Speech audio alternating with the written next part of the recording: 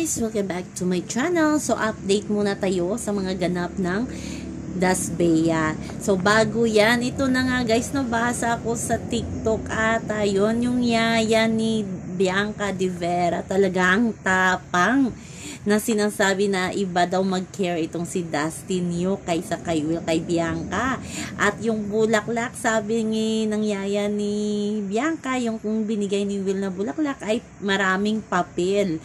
At sabi pa nga niya, pinakita niya din yung isang bulaklak na binigay dati ni Will kay Bianca nung may show sila.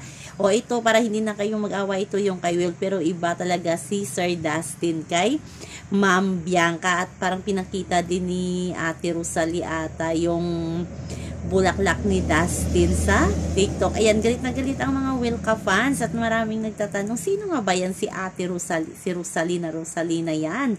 Di nila alam na yaya pala yan ni Bianca or kasambahay ni Bianca yan. Kasi nung una ay nagpa-thank you talaga siya kay Dustin sa aalaga nito kay Bianca, na kahit daw may sakit si Dustin ay talagang binibigyan niya ng time si Bianca. O diba? Saan kayo dyan?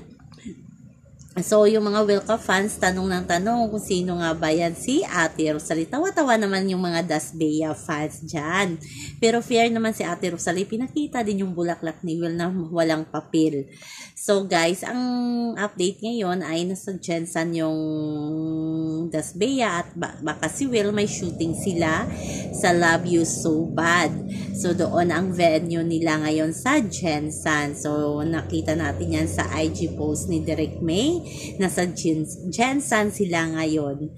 At marami talaga ang nag-wish na sana si Bianca ay makapanood ng basketball ni Dustin sa October 26. So maraming haka-haka na hindi talaga pwede si Bianca dahil sa kanyang endorsement. Bawal daw. Meron kasi dyan yung in-explain dati ni OG Diaz na mayroong endorsement na pinagbabawal ang isang artist na pumunta sa ganito, sa ganyan. So baka yan. So sana inaintindihan nyo si Bianca. Ang importante, sumama si Bianca sa rehearsal ni Dustin noon ng basketball. O diba? Ang twinning ng mag-couple na yan. Yung bag ng Ivy Clinic na yan, may photoshoot silang dalawa. Ngayon nga, nag-update sila ng kanilang IG.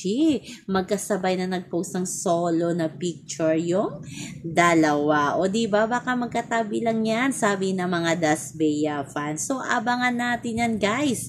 Sabi nila, magiging hindi na maingay ang PBB Collab Celebrity kasi papasok na ang bagong mga housemate ni Kuya. So, abangan natin yan, guys. So, yun lang po guys ang ating update. Sa ngayon hanggang sa muli. Bye-bye!